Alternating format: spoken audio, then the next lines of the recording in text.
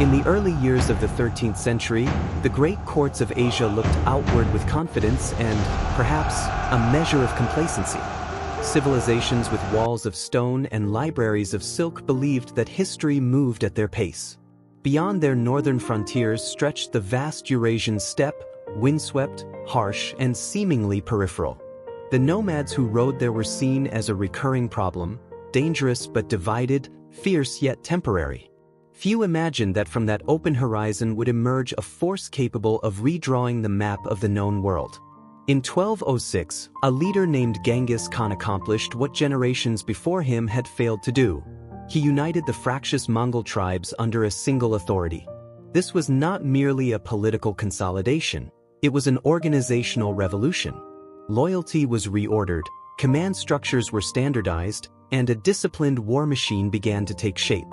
What had once been rival clans became a coordinated force with shared purpose and rising ambition. But unity alone does not create an empire. Every bold enterprise, whether in business, politics, or war, requires a first proving ground. For Genghis Khan, that test would come in 1209, when he turned his attention south toward Western Xia. The campaign that followed was more than a border conflict. It was the moment when a confederation of tribes began to think like an empire. In hindsight, this was the hinge of history, the calculated gamble that launched one of the most formidable expansions the world has ever witnessed. A kingdom at the edge of the desert was how many might have described Western Xia at the dawn of the 13th century, distant, sun-scorched, and seemingly peripheral to the grand narratives of power centered in China's heartland. But distance can be deceptive. Western Xia occupied one of the most strategically sensitive corridors in Inner Asia, straddling the vital trade arteries of the Silk Road and sitting squarely between the Mongolian steppe and the wealthy agricultural empires to the south and east. It was not merely a buffer state. It was a gatekeeper. Geographically, Western Xia controlled key oasis cities and river systems along the upper reaches of the Yellow River. Its capital, Yinchuan, stood like a fortified anchor in an otherwise unforgiving landscape. Irrigation networks transformed arid terrain into productive farmland, allowing the kingdom to sustain both urban populations and standing armies. To approach Western Xia was to cross difficult expanses of desert and semi-arid plains, terrain that punished careless logistics. For a rising power like Genghis Khan, geography alone made this a serious undertaking. Economically, Western Xia was far from marginal. It profited from trade moving east to west, silk, horses, precious metals, and manufactured goods flowing between civilizations. Control of these routes meant access to revenue, information, and influence. In modern terms, Western Xia sat astride a supply chain critical to regional stability.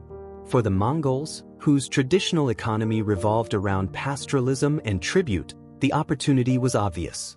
Securing Western Xia meant tapping into established commercial networks and acquiring artisans, engineers, and administrators, assets essential for any expanding state. This was not a raid for plunder. It was a move toward integration into the economic bloodstream of Eurasia. Politically, Western Xia navigated a complex relationship with its more powerful neighbors. To the east lay the formidable Jin dynasty, ruled by the Jurchens, a dynasty that had already demonstrated its ability to conquer northern China. To the south stood the sophisticated and economically vibrant Song dynasty. Western Xia survived in part by balancing these powers, at times paying tribute, at times asserting independence, always maneuvering carefully to preserve autonomy. This balancing act required diplomatic agility and military credibility. Western Xia fielded organized armies and defended fortified cities built with serious engineering knowledge. Its rulers were not tribal chieftains improvising from horseback. They governed through a structured bureaucracy, issued laws, minted currency, and cultivated a distinct Tangut culture with its own written script.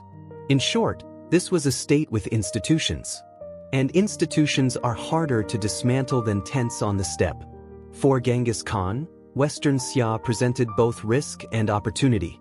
It had previously supported his rivals during the volatile years before his consolidation of power. Leaving such a kingdom intact on his southern flank would be strategically unwise.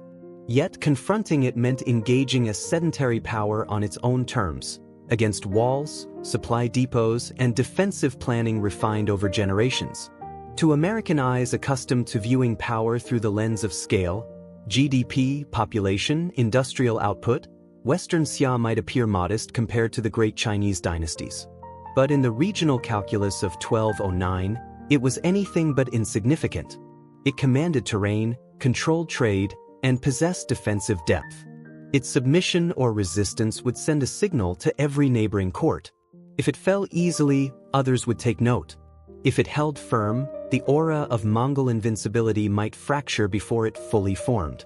Perhaps most importantly, Western Xia was not psychologically prepared to face an adversary like Genghis Khan. For decades, steppe incursions had followed predictable patterns: raids, counter-raids, negotiated truces.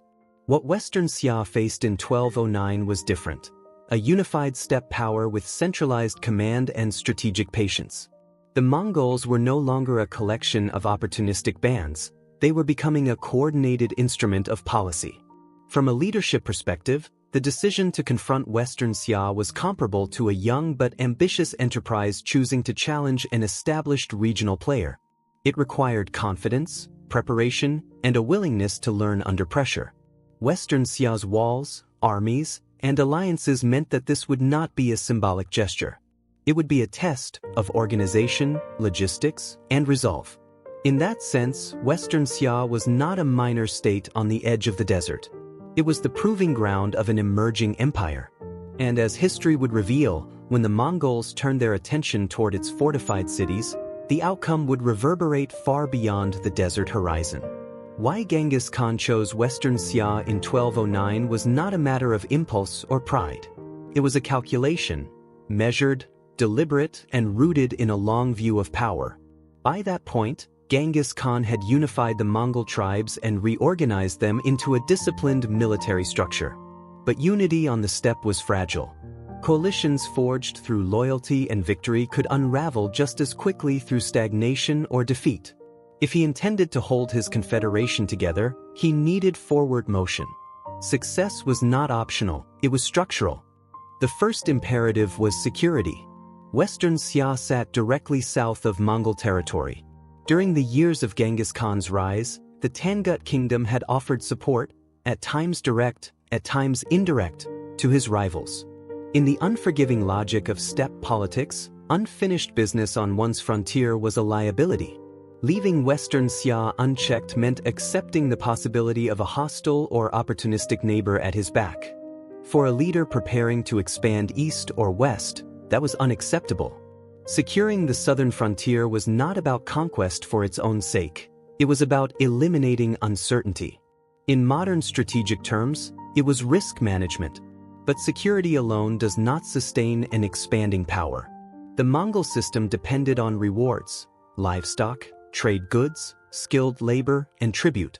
Loyalty among the tribes was reinforced by shared gain. Western Xia offered more than pastureland. It controlled cities, agricultural zones, and critical segments of Silk Road commerce. Tribute from Western Xia would mean a steady flow of wealth, not just the one-time plunder of a raid. Genghis Khan was not simply looking for spoils, he was building an economic base. An empire requires revenue streams, and Western Xia represented one of the first viable channels through which the Mongols could tap into settled wealth on a recurring basis. Equally important was the question of capability. Up to that point, Mongol military dominance had been demonstrated primarily in open terrain. Cavalry maneuver, mounted archery, feigned retreats, these were the tools that had unified the steppe. But confronting fortified cities required something different: siegecraft, patience, coordination across extended supply lines. If Genghis Khan intended to challenge larger powers such as the Jin dynasty, he would need to master those skills. Western Xia provided a proving ground. Its cities were defended by walls and engineers accustomed to repelling nomadic incursions. This would not be a lightning strike followed by withdrawal. It would demand adaptation. In that sense, the campaign was an investment. It forced the Mongols to learn how to construct siege engines, how to coordinate assaults on fortified positions, how to sustain an army in hostile terrain for months rather than days. These were competencies that would later define Mongol expansion across Eurasia.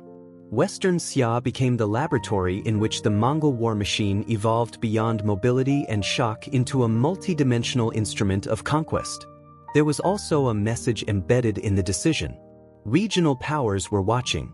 The Jin dynasty to the east, the Song dynasty to the south, and countless smaller states understood the steppe as a source of raids and turbulence. By launching a sustained campaign against Western Xia, Genghis Khan signaled that he was operating on a different scale. This was not seasonal raiding. It was policy. It was strategy.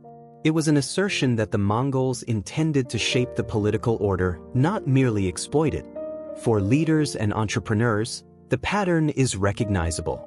There comes a moment when incremental growth gives way to decisive expansion, when the question is no longer survival, but positioning. Genghis Khan's move against Western Xia was precisely that kind of moment. He chose a target significant enough to matter, yet contained enough to be manageable. Success would elevate his stature and stabilize his internal coalition. Failure would expose weakness. It was a calculated risk, but a risk nonetheless. Importantly, this was not an emotional campaign driven by vengeance alone. While Western Xia had previously aligned with his enemies, retaliation was only one layer of the decision. The deeper logic was structural. Securing the frontier reduced exposure. Tribute strengthened the economy. Siege experience expanded military capability. And the psychological impact reshaped regional perceptions. Each objective reinforced the others. When the Mongol armies crossed into Western Xia territory in 1209, they were not embarking on a raid designed for quick plunder and retreat. They were executing the first deliberate expansion of a state that had begun to think of itself as an empire. The campaign's objectives extended beyond immediate victory. They were tied to the architecture of long-term dominance. In hindsight, the decision appears almost inevitable. But at the time, it required confidence in a newly forged system and trust in commanders still proving themselves. It demanded the discipline to pursue strategic ends rather than short-term gains. That is what separates opportunistic aggression from empire building. By choosing Western Xia as his first major external target, Genghis Khan demonstrated that he was no longer merely the unifier of tribes. He was positioning himself as an architect of power. The Mongol war machine did not emerge by accident. It was engineered. After unifying the tribes in 1206, Genghis Khan dismantled the old loyalties that had tied warriors to clan and bloodline and replaced them with a decimal system of command, units of tens, hundreds, thousands, and 10,000s. Promotion depended less on aristocratic birth and more on competence and loyalty. In modern organizational terms, he flattened tribal hierarchies and built a merit-based structure that rewarded performance. Discipline was strict, communication clear, and responsibility defined. What had once been a loose confederation became a coordinated force capable of executing complex operations across vast distances. Mobility remained its defining advantage. Each Mongol cavalryman maintained multiple horses, allowing the army to travel extraordinary distances with speed that sedentary states struggled to comprehend. Their composite bows, compact yet powerful, delivered lethal force at range, enabling hit-and-run tactics that exhausted and demoralized opponents. Feigned retreats drew enemies into overextension. Encirclements closed with calculated precision. Against field armies in open terrain, this system was devastating. In 1209, when Mongol forces crossed into the territory of Western Xia, they did not rush headlong toward the capital. The initial invasions focused on border fortifications and smaller settlements. These early engagements tested responses, disrupted supply lines, and gathered intelligence. Rather than seeking a single decisive clash, Genghis Khan applied pressure incrementally. The objective was isolation. By cutting communication between outlying towns and major cities, the Mongols reduced Western Xia's ability to coordinate defense. It was a patient campaign, measured in months rather than days. Western Xia's armies attempted to resist, but traditional formations struggled to pin down Mongol cavalry. Pursuit often led to ambush. Static defense ceded initiative. As the Mongols advanced, they stripped away the outer layers of resistance, tightening the noose around the kingdom's core. Eventually, attention shifted to Yinchuan, the fortified capital that symbolized Tangut sovereignty. The siege of Yinchuan represented a different kind of test. Massive walls and engineered defenses neutralized the advantages of speed and maneuver. For the Mongols, who had built their reputation in open landscapes, this was unfamiliar terrain. Retreat would have signaled weakness. Instead, they adapted. Captured engineers were pressed into service. Siege engines were constructed, likely influenced by Chinese and Central Asian techniques. Assaults were launched against the walls, probing for vulnerabilities. Then came one of the campaign's most audacious and revealing episodes, the attempt to divert the Yellow River to flood the city. It was an ambitious plan, turning nature itself into a weapon. The logic was straightforward. If the walls could not be breached by force, perhaps water could undermine them. Yet the execution proved flawed. The redirected waters damaged Mongol encampments as much as the city's defenses. What was intended as a decisive stroke became a costly lesson in hydraulic warfare. For many leaders, such a setback might have prompted withdrawal. Genghis Khan chose persistence. The Mongols tightened the siege, maintaining pressure while refining their tactics. Supply routes into Yinchuan were severed. Psychological strain mounted within the city. Time became an ally. In the broader calculus of power, endurance often outweighs spectacle. Months passed. Resources within the city dwindled. The realization set in that relief from neighboring powers was unlikely to arrive in time. In 1210, Western Xia made the decision to submit. The campaign had not ended in annihilation, but in negotiated subordination. The terms of vassalage reflected strategic pragmatism. Western Xia agreed to pay tribute, acknowledge Mongol supremacy, and provide military support for future campaigns. A Tangut princess was reportedly given in marriage to Genghis Khan, reinforcing the political bond. Rather than raze the kingdom outright, the Mongols integrated it into their expanding sphere of influence. This approach preserved valuable administrative structures while ensuring compliance. The outcome demonstrated something profound about the evolving Mongol system. They were no longer simply raiders extracting plunder before withdrawing to the steppe. They were learning to govern indirectly, to convert conquest into sustained advantage. Tribute strengthened their economy. Engineers and artisans enhanced their capabilities. The campaign had forced them to confront their weaknesses and address them in real time. By the end of 1210, the balance of power in Inner Asia had shifted. Western Xia remained on the map, but its autonomy was compromised. More importantly, the Mongols had proven, to themselves and to their neighbors, that they could overcome fortified resistance and sustain prolonged operations. The siege of Yinchuan was not flawless, but it was transformative. For observers across the region, the message was unmistakable. The Mongol war machine had matured. It could move with speed, adapt under pressure, and persist through failure. In business and in statecraft, that combination is formidable. The Western Xia campaign became the crucible in which a mobile cavalry force evolved into an instrument capable of empire building. Why this campaign matters is not simply because it ended in submission, but because it revealed the architecture of what was to come. The conflict with Western Xia was the first true prototype of Mongol imperial expansion. Before 1209, Genghis Khan had unified tribes and defeated steppe rivals. After 1210, he possessed something more valuable than territory: proof of concept. He had demonstrated that his reorganized military, disciplined command structure, and strategic patience could overcome a fortified, bureaucratic state. That template would be replicated, refined, and scaled across continents. In many ways, Western Xia functioned as a controlled experiment. It was strong enough to demand adaptation, yet contained enough to avoid catastrophic overreach. The Mongols confronted walled cities, engineered defenses, and sustained supply requirements. They learned under fire.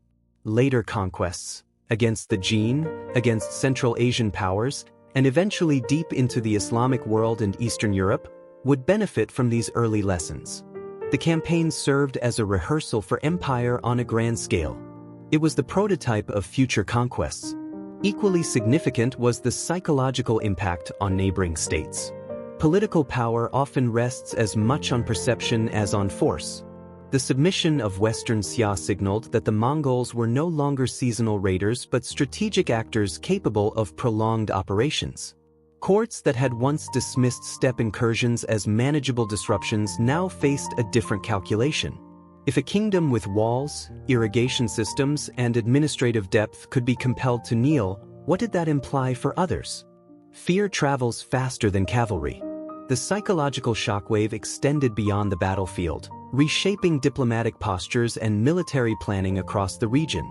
The campaign also accelerated the evolution of siege warfare within the Mongol system. The failed attempt to flood Yinchuan was not merely a misstep, it was a turning point. It exposed technical weaknesses and forced innovation. Over time, the Mongols would integrate Chinese, Persian, and other engineers into their ranks, transforming siegecraft into one of their core competencies. What began as improvisation matured into systematic expertise. This willingness to absorb external knowledge became one of the defining characteristics of Mongol expansion. They were not rigid ideologues of warfare, they were pragmatic learners. Leadership under uncertainty stands at the center of this story. Genghis Khan entered the Western Xia campaign without the guarantee of success. His coalition of tribes was still consolidating. A prolonged failure could have undermined confidence and invited rebellion. Yet he persisted through setbacks, recalibrated strategy, and maintained discipline. He balanced aggression with restraint, choosing vassalage over annihilation when it served broader goals. For modern leaders, whether in business, public service, or creative enterprise, the lesson is familiar. Early ventures are rarely clean victories. They involve experimentation, adaptation, and the capacity to endure temporary failure without abandoning long-term vision. Empire, as this campaign illustrates, is not an event. It is a process. There was no single day in 1209 or 1210 when the Mongol Empire suddenly materialized in full form. Instead, there was a sequence of calculated moves that expanded capability and confidence. The Western Xia campaign did not redraw the world map overnight. It created momentum. It strengthened institutions. It reinforced belief among Mongol commanders that expansion was not only possible, but sustainable. Strategic momentum after 1210 became the quiet engine of transformation. Tribute from Western Xia enriched the Mongol base. Access to skilled artisans enhanced military and administrative capacity. The secured southern frontier reduced vulnerability. With one flank stabilized, attention could shift east toward the Jin dynasty and eventually west toward Central Asia.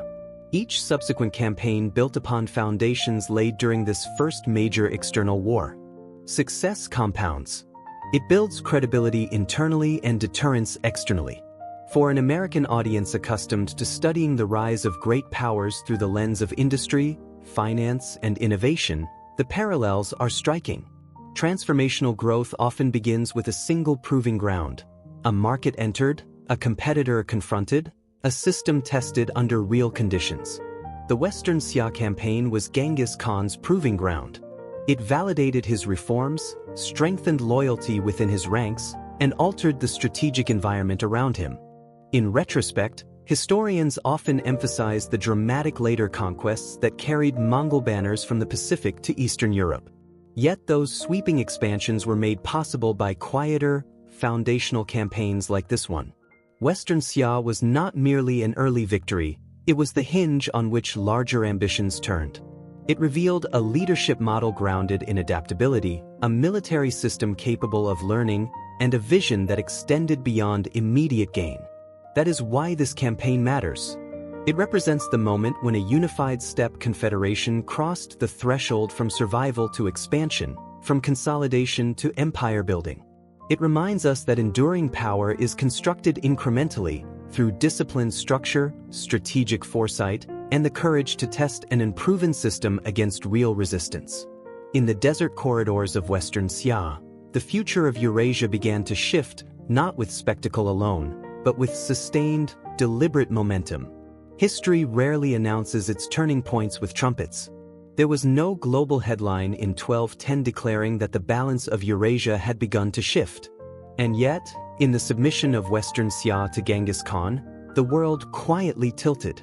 What appeared to be a regional conflict on the edge of the Gobi Desert became the ignition point of something far larger, a disciplined expansion that would redraw trade routes, topple dynasties, and connect civilizations from China to Europe. This was the hidden turning point of history. Not the largest battle, not the most dramatic siege, but the moment a newly unified steppe power proved, to itself most of all, that it could defeat a fortified state and sustain victory. From that proof came confidence. From confidence came momentum. And from momentum came empire. The campaign against Western Xia transformed Mongol ambition from survival to strategy. It marked the shift from tribal consolidation to global trajectory.